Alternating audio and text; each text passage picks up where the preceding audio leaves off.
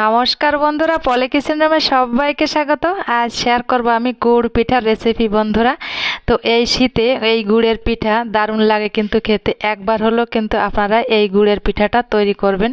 তো এই দেখুন আমি গুড়ের পিঠাটা তৈরি করেছি, আর সম্পূর্ণ রেসিপিটাই কিন্তু আপনাদের সঙ্গে শেয়ার করব। তো সঙ্গে থাকবেন আপনারা, আর আশা করি প্রথম থেকে শেষ পর্যন্ত আমার ভিডিওটা দেখবেন, আর প্রথমে একটা লাইক দিয়ে আমার ভিডিওটা দেখা শুরু করবেন। তাহলে বন্ধুরা কথা না বাড়িয়ে চলুন দেখে নেওয়া যাক আজকের গুড় পিঠার রেসিপি। তো এই পিঠার জন্য আমি কি কি উপকরণ নিয়েছি একবার বলে দেব। তো এখানে আমি নিয়েছি সুজি। দেখুন এখানে 1 প্যাকেট সুজি নিয়েছি। তো 1 প্যাকেট সুজি নিয়েছি, দুধ নিয়েছি, আর গুড়, আর এখানে নিয়েছি চালের গুঁড়া। তো দেখতে থাকুন বন্ধুরা আজকের জমজমাট এই গুড় পিঠার রেসিপিটা। তো প্রথমে আমি 1 বাটি পরিমাণ চালের গুঁড়া আমি দিয়ে দেব, আর এখানে সুজির প্যাকেটটা একটু কেটে নেব, সুজি দিয়ে দেব। তো সুজিটা আমি এই বাটিতে নিয়ে নিলাম, এই দেখুন। তো বাটিতে সুজি নিয়ে নেব। তো এখানে হাফ বাটির মতন সুজি আর 1 বাটি দিয়ে দিলাম চালের গুঁড়া। তো দেখুন বন্ধুরা, তো চালের গুঁড়া সুজিটাকে কিন্তু আমি একটু মিশিয়ে নিব। শুকনো উপকরণগুলো আগে একটু মিশিয়ে নিতে হবে। তো আমি একটু মিশিয়ে নিচ্ছি শুকনো উপকরণগুলো, আর এখানে মিশিয়ে নেওয়া হয়েছে। আর এখানে দেখুন এই যে গুড়, এই গুড়টা নিতে হবে। এই গুড় দিয়ে হবে আজকের জমজমাট একটা পিঠার রেসিপি। তো বন্ধুরা দেখতে থাকুন আপনারা। তো এই আমি গুড় দিয়ে এই চালের গুঁড়া সুজির সঙ্গে ভালোভাবে মিশাতে হবে। আর এখানে আমি দুধ নিয়েছি। তো বন্ধুরা এই দুধটাই কিন্তু আমি আগে জাল দিয়ে রেখেছিলাম। তো জ্বালিয়ে এটাকে অল্প গরম অবস্থায় এটাকে মিশাতে হবে। খুব বেশি ঠান্ডা হলে হবে না, আর খুব বেশি গরম অবস্থায় হবে না। এটা অল্প উষ্ণ গরম দুধটা এর সঙ্গে দিয়ে অল্প অল্প দুধ দেব, আর এটার সঙ্গে মিশিয়ে নিব। তো একবারে আমি দুধটা সব দেব না, কতটুকু কি লাগে সেজন্য বুঝেই দিতে হবে। দুধটা অল্প অল্প দেব, আর এই মিশ্রণের সঙ্গে একটু মিশিয়ে নেব। দেখতে থাকুন বন্ধুরা।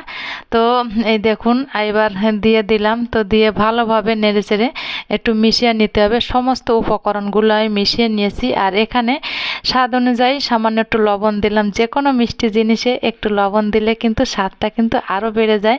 তো অল্প পরিমাণ লবণ দিলাম, আর আরও একটু গুড় দেব। মনে হচ্ছে আরও একটু গুড় লাগবে, যেহেতু গুড় পিঠা একটু গুড় হবে, মিষ্টি মিষ্টি হবে। তো মিষ্টি না হলে পিঠায় কিন্তু স্বাদ হয় না বন্ধুরা।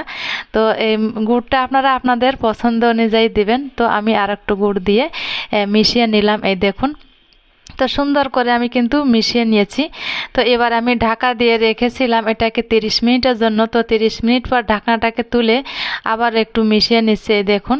তো এবার আমি কড়াইটা দিয়ে দিলাম। কড়াইটা আমি গরম করে এখানে আমি সাদা তেল দিয়ে দিলাম। তো সাদা তেলটাও একটু গরম করে নিতে হবে।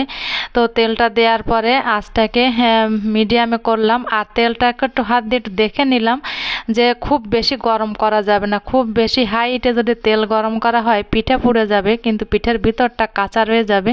এদিকে অবশ্যই খেয়াল রাখতে হবে। তো এই গুড়ের এই মিশ্রণটা এবার আমি কতটা পাতলা হয়েছে একটু দেখিয়ে দিলাম। এবার আমি এক এক করে পিঠাগুলো বানিয়ে নিব। তেল কিন্তু খুব বেশি গরম করব না, খুব মিডিয়াম আঁচে আমি পিঠাগুলোকে কিন্তু বানিয়ে নিব। একদম লো ফ্লেমে রাখলেও হবে না, আবার একদম হাই ফ্লেমে রাখলেও কিন্তু পিঠা একদম ভালো হবে না। মিডিয়াম আঁচে আমি পিঠাগুলোকে এক এক করে বানিয়ে নেব। এই দেখুন প্রথম পিঠাটা হয়ে গেল আমার। একটা পিঠা প্রথমে আমি করে নিলাম। তো এভাবে আমি এক এক চামচ দেব, আর পিঠাগুলোকে বানিয়ে নিব। তো দেখুন বন্ধুরা, আর এতক্ষণ দেখতে দেখতে যারা লাইক দিতে ভুলে গেছেন অবশ্যই কিন্তু একটা লাইক দিয়ে দেবেন। আপনাদের একটা লাইকে কিন্তু আমাদের ভিডিওগুলো অনেক অনেক দূর পৌঁছে দেয় বন্ধুরা। তো অবশ্যই কিন্তু একটা লাইক দিয়ে দেবেন, আর ভিডিওটা প্রথম থেকে শেষ পর্যন্ত দেখার অনুরোধ রইল। অবশ্যই সবাই ভিডিওটি প্রথম থেকে শেষ পর্যন্ত দেখবেন। তো পিঠাগুলো কিন্তু এক এক করে আমি ভেজে নিচ্ছি, দেখুন। তো এই গুড়ের পিঠা কার কার পছন্দ অবশ্যই কিন্তু আমার কমেন্ট বক্সে কমেন্ট করবেন, কার কার এই গুড়ের পিঠাটা পছন্দ। তো অবশ্যই কিন্তু কমেন্ট করবেন। তো আমি এক এক করে পিঠাগুলোকে কিন্তু ভেজে নিচ্ছি, এই দেখুন বন্ধুরা। তো একটা প্লেটে আমি পিঠাগুলোকে নিয়ে নিচ্ছি। তো এই দেখুন এটাকে উল্টে পাল্টে একটু সময় নিয়ে ভাজতে হবে। খুব বেশি তাড়াহুড়া করলে কিন্তু পিঠা ভালো হবে না, আর তাড়াহুড়া মানেই সেই জিনিসটা ভালো হয় না। একটু ধৈর্য সহকারে পিঠাগুলোকে ভেজে নিতে হবে। এই দেখুন আমি উল্টে পাল্টে নেড়ে চেড়ে পিঠাগুলোই কিন্তু একটু সময় নিয়ে নিয়ে পিঠাগুলোই কিন্তু ভেজে নিচ্ছি। তো দেখুন বন্ধুরা, এভাবে উল্টে পাল্টে পিঠাগুলোকে ভেজে নিলে পিঠাগুলোর ভিতরটাও কিন্তু বেশ একটা সুন্দর কুক হয়। তো আমি এক এক করে দেখুন পিঠাগুলোই কিন্তু ভেজেই নিলাম, আর বাদ বাকি পিঠাগুলো এক এক করে ভেজে নিচ্ছি। তো দেখুন বন্ধুরা, দেখতে থাকুন আপনারা। তো পিঠাগুলোকে কত সুন্দর হচ্ছে কিন্তু পিঠা, আর পিঠার কালারগুলো দেখেছেন কত সুন্দর পিঠার কালার। আর এভাবে আমি একটু চেপে পিঠার যে ভিতরে যে এক্সট্রা তেল থাকে ওই তেলটা কিন্তু একটু বের করে নিলাম। আর অলরেডি কয়েকটা পিঠা কিন্তু ভেজে নেওয়া হয়েছে। আমি একটা থালায় পিঠাগুলোকে নামিয়ে নিচ্ছি। এই দেখুন বন্ধুরা, তো একটা থালায় নামিয়ে নিলাম। আর এই যে সবার লাস্ট পিঠাটা কিন্তু এটাকেও কিন্তু একটু ভেজে নিতে হবে। উল্টে পাল্টে পিঠাগুলোকে ভেজে নিব।